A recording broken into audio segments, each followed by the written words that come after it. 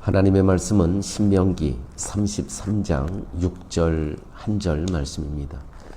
르우벤은 죽지 아니하고 살기를 원하며 그 사람 수가 적지 아니하기를 원하나이다. 르우벤에 대한 모세의 축복을 저희들이 함께 나누었습니다. 르우벤은 죽지 아니하고 살기를 원하며 그 사람의 수가 적지 아니하기를 번성하기를 원하나이다.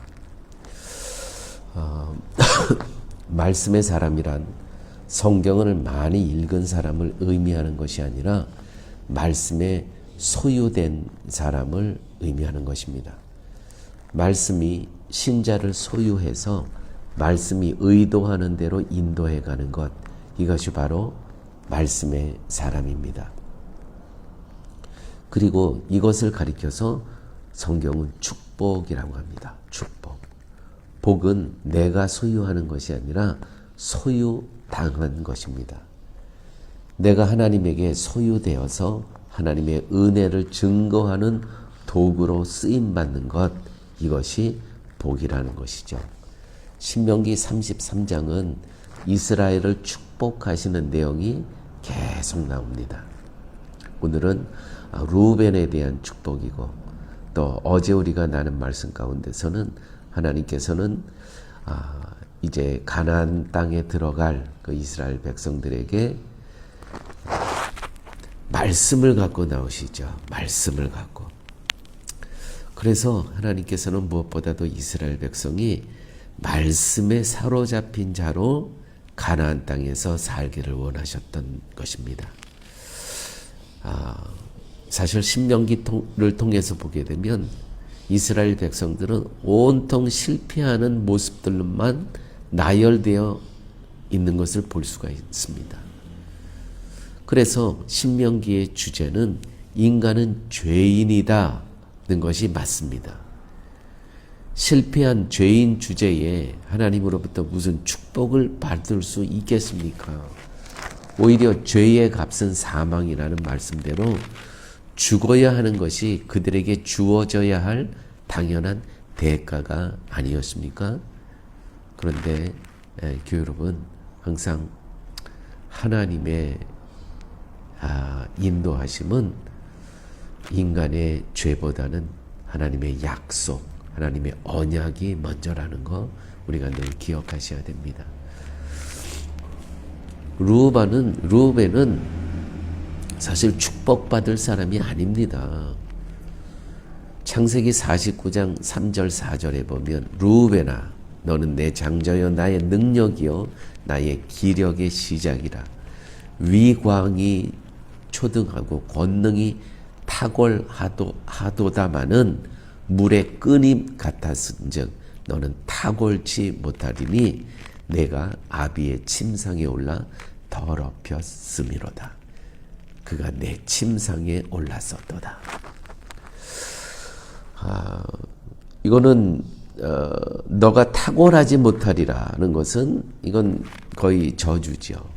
그런데 오늘 본문에 보면 르우벤은 죽지 아니하고 살기를 원하며 그 사람의 수가 적지 아니하기를, 번성하기를 원한다고 기록되어 있습니다. 이렇게 탁월치 못할 것이라고 예언한 이 말씀의 배경은 창세기 35장 22절에 있습니다. 르우벤이 서모인 빌하와 통간한 내용이 나옵니다. 아비의 침상을 더럽혔다는 것이 바로 이것을 두고 한 이야기입니다. 아버지의 여자를 이 르우벤이 서모인 빌하와 통간을 했다는 것이죠. 그래서 너는 탁월치 못하리라. 자, 여러분, 인간은 나쁜 행동을 했기 때문에 죄인이 되는 것이 아니라 죄인이기 때문에 나쁜 행동이 나옵니다. 그래서 우리는 말씀 안에 살아야 됩니다. 그래서 우리는 늘 기도해야 됩니다. 하나님과 사귐의 시간을 늘 가져야 됩니다. 그렇지 않으면 우리 안의 죄성은 언제 드러날지 모릅니다. 우리로 하여금 죄된 행동을 하게 하는 것이 우리 속의 본질로서 자리하고 있기 때문인 것입니다. 죄인이기 때문에 죄를 짓는다는 것이죠. 레위기 18장 8절 말씀입니다. 너는 계모의 하체를 범치 말라. 이는 내 아비의 하체니라. 르우벤이 서모와 통과하는 것은 곧 아비의 수치를 드러내었다는 것이죠. 결국 르우벤의 악함은 서모를 통과했다는 것이 아니라 하나님의 은혜를 모독했다는 것입니다. 르우벤 같은 그런 정신은 저주받을 정신임을 말함으로써 르우벤과 같은 속성을 드러내고 살아가는 모든 인간은 저주 안에 있음을 말해줍니다. 꼭 르우벤만이겠습니까? 우리가 오늘 하루를 살아도 하나님을 모독하는 경우가 얼마나 많이 있습니까? 분명히 야곱은 르우벤의 장래에 대해서 탁월치 못할 것이라는 저주를 했는데 하나님이 모세를 통해서 하신 축복의 말씀에는 죽지 않고 살아 번성할 것을 축복하고 계십니다. 저주 안에 있는 인간이지만 하나님이 살리신다는 것이죠. 르우벤을 향한 하나님의 복은 저주에서 축복으로 또 한 번 바꾸십니다. 그러나 저주를 극복하기 위해서 르우벤이 할 수 있었던 것은 아무것도 없고 해야 할 것도 없었습니다. 다만 하나님 편에서 하시는 일일 뿐입니다. 인간은 단지 저주 안에 있던 자신의 실체를 발견하고 저주에서 생명으로 옮기신 하나님의 은혜에 대해서 감사하고 찬양하며 살아가면 되는 것입니다. 이것이 축복이며 우리의 인생을 하나님이 쓰시게 되는 것입니다. 우리는 도구로, 자료로, 재료로 쓰임받게 된다는 것이죠. 이것이 축복이라는 것입니다. 여러분, 인생을 내 것이라고 생각하지 마십시오. 내 힘으로, 내 노력으로, 내 고집으로, 내 주장으로 할 수 있는 것 아무것도 없습니다.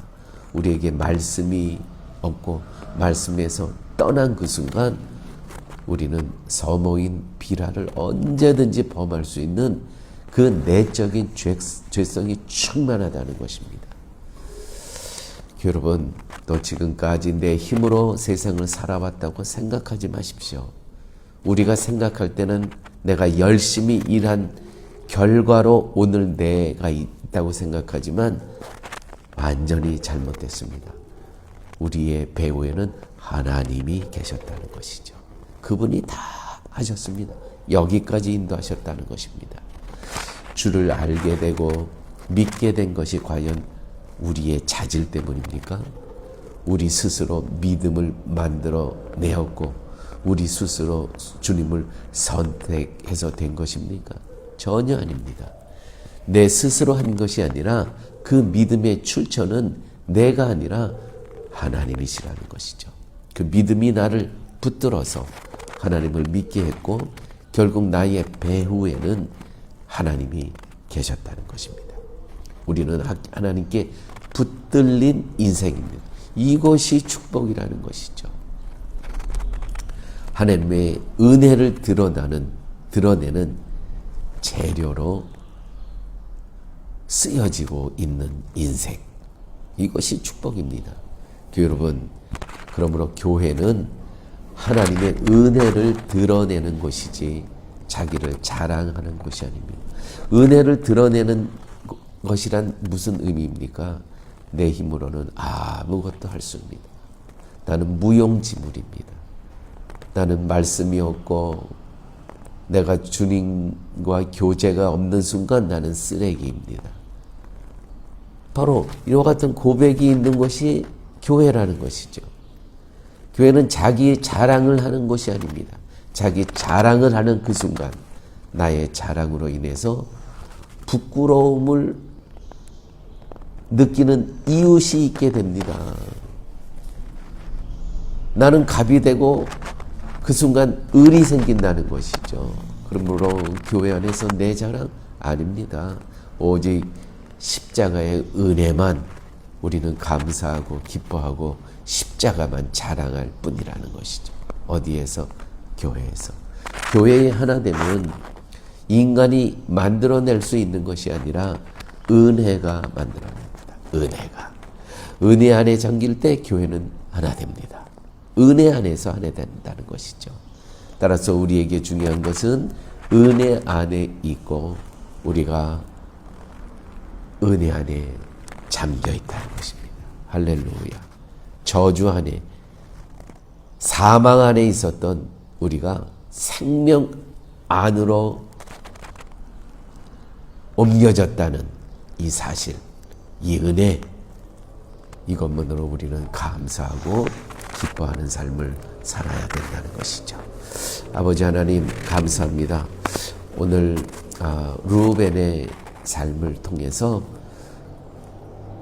우리가 매일매일 삶 속에 르우벤과 다를 것이 하나도 없는 인생, 우리에게도 말씀이 떠난 순간 서머를 범할 수 있는 그 기회가 얼마든지 우리 안에 존재하고 있다는 것.